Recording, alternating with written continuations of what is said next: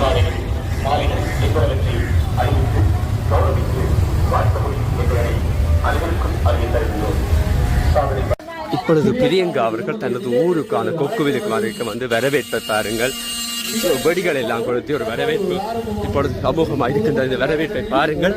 வரவேற்பு கொக்குவில் பகுதி கலவரம்.